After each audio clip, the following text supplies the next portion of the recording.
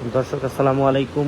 আমরা এই মুহূর্তে ডাকসুর সর্বশেষ পরিস্থিতি জানানোর জন্য ঢাকা বিশ্ববিদ্যালয়ের একটি কেন্দ্র থেকে সরাসরি দেখানোর চেষ্টা করছি আপনাদেরকে। বিশ্ববিদ্যালয় কর্তৃপক্ষ ইতিমধ্যে যে 8টি কেন্দ্র রয়েছে, এই 8টি কেন্দ্রের মধ্যে এটি সর্ববৃহৎ কেন্দ্র।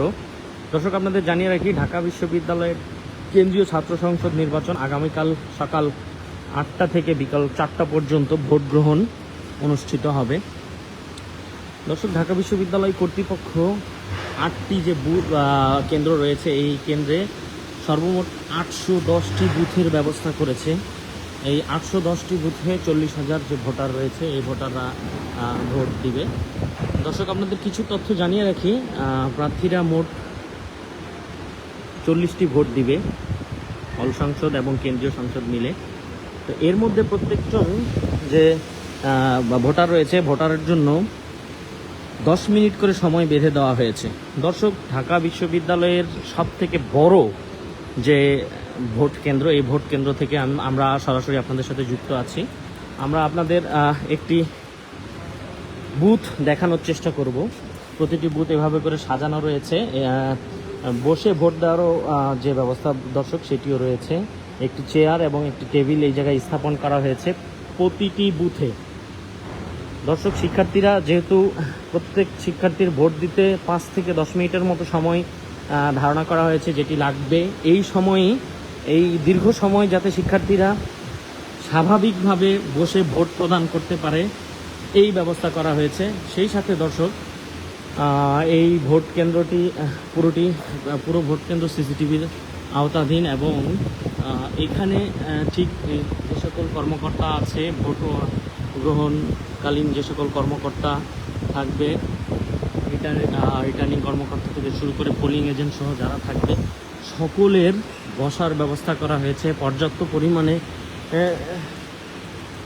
ফ্যান, লাইটের ব্যবস্থা করা হয়েছে যাতে ভোট দিতে কারো সমস্যা না হয়। দর্শক আপনাদের জানিয়ে রাখি, এই ভোট কেন্দ্রে ঢাকা বিশ্ববিদ্যালয়ের কার্জন হল যে কেন্দ্রটি রয়েছে, এই কেন্দ্রে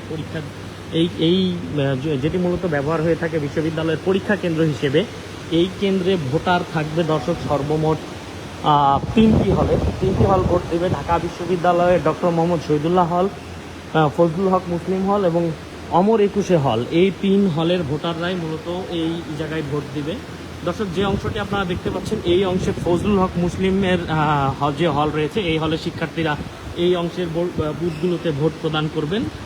এছাড়া এই অংশে যে আপনারা দেখতে পাচ্ছেন যে বুথগুলো রয়েছে, এই অংশে ডক্টর মোহাম্মদ শহীদুল্লাহ হলের শিক্ষার্থীরা ভোট দিবেন। এছাড়াও দর্শক, দ্বিতীয় যে ফ্লোর রয়েছে আমরা আপনাদের দেখাই, এই যে উপরের যে তালাটি রয়েছে, এই তালাটিতে ভোট প্রদান করবেন ঢাকা বিশ্ববিদ্যালয়ের অমর 21 হল, যে এই হলের শিক্ষার্থীরা।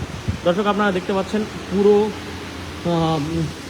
একেবারে এই কর্তৃপক্ষ প্রায় তাদের যে কাজ রয়েছে এগুলো শেষ করে ফেলেছে। আমরা রিটার্নিং কর্মকর্তার মাধ্যমে জেনেছি আজ রাতের মধ্যেই ঠিক এই জায়গায় প্রত্যেকটি বুথে ব্যালট বক্স চলে আসবে। এই সাথে সাথে দর্শক, আগামীকাল ঠিক সকালবেলা সাংবাদিকদের উপস্থিতিতে প্রত্যেকটি ব্যালট বক্স চেক করার মাধ্যমে কর্তৃপক্ষ ভোট গ্রহণের কার্যক্রম শুরু করবে। দর্শক, একটা শঙ্কা যে থেকেই যায় যে রাতে ব্যালট বক্স আসলে সেই বক্সে ব্যালট থাকার যে শঙ্কা থেকে যায়, এই শঙ্কা দূর করার জন্য বিশ্ববিদ্যালয় কর্তৃপক্ষ দ্রুততম সাংবাদিকদের উপস্থিতির মাধ্যমে আগামীকাল সকালবেলা নিশ্চিত করবে। দর্শক আপনাদের আমরা আরও একটি বুথ দেখানোর চেষ্টা করব। মূলত প্রতিটি বুথ পর্দার ঠিক আড়ালে একটি চেয়ার এবং টেবিলের মাধ্যমে রয়েছে। এই জায়গায় দাঁড়িয়ে বা বসে শিক্ষার্থীরা ভোট প্রদান করবে।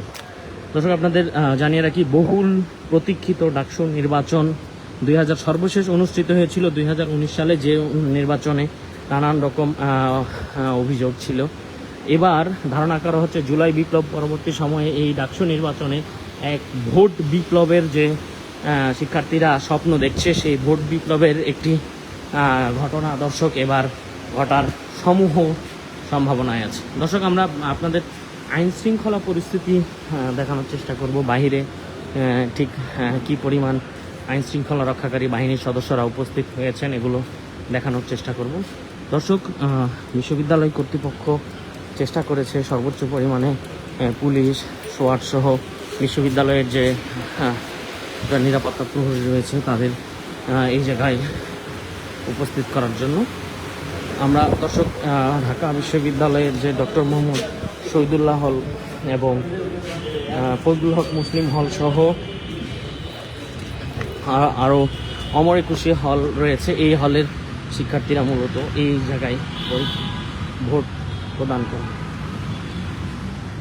দর্শক, এই ছিল ঢাকা বিশ্ববিদ্যালয়ের কার্জন হল এলাকার যে ভোট কেন্দ্র রয়েছে, এই ভোট কেন্দ্র থেকে সরাসরি ডাকসু সহ দেশের সকল খবর দ্রুততম সময়ের মধ্যে পেতে আমাদের সাথে যুক্ত থাকুন।